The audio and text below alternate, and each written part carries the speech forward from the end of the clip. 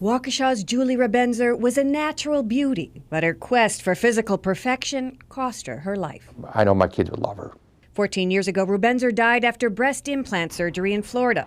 Unbeknownst to her, her board-certified plastic surgeon was actually an oral surgeon whose so-called certification was available by mail for a fee. Her family claims the doctor used an unlicensed nurse to administer anesthesia and grossly over-medicated Julie. I'm not a board-certified plastic surgeon, and I've never held myself out as such.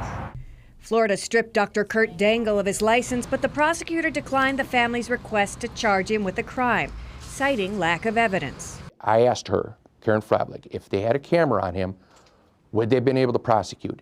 And she paused for about 5 seconds. She goes, quite possibly. Rebenzer's younger brother, Wade Ayer, is pushing lawmakers to pass a law allowing patients to request the recording of surgical procedures performed under general anesthesia to create what he calls a surgical black box. This may be the only key piece of evidence to support you and your family after something horrifically goes wrong in a surgery setting.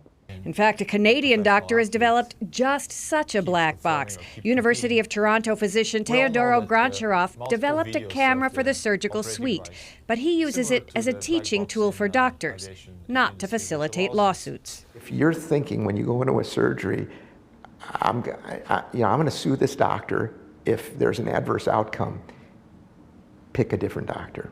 Attorney Samuel Lieb defends hospitals and doctors sued for malpractice and says legislating cameras in the OR could have unintended consequences. The last thing you want with a neurosurgeon that's going to be doing brain surgery on you is that they would be distracted by anything.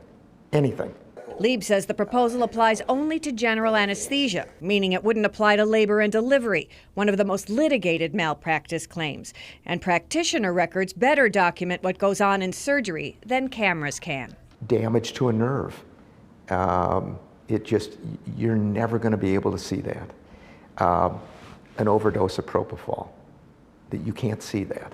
The question is, can you go back and figure out what happened? We can do that now. We don't need audio and video to do that now. My sister's case is not a one-off. Julie Rebenzer's brother doesn't have as much faith in the system. He knows it's an uphill battle. He's gotten very little support from state or federal lawmakers, who he says won't act until the public demands it.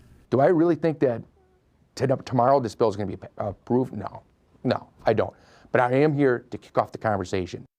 You can see how much it means to him and his sister's memory. Well, he also pointed out, Colleen, that other professions, such as police officers, they're required to be monitored by video. Yeah, actually, and you'll remember that law enforcement was initially resistant to the idea, but ultimately public pressure prevailed, and now body cameras and squad cameras are very common. And this is going to the legislature soon? Yeah, the state representative Christine Sinicki of Milwaukee plans to introduce the bill this session. Now, she had introduced it once before a couple years back, but it died after strong opposition from the hospital lobby, Joyce. We'll see if it makes progress this time. Thanks, Colleen.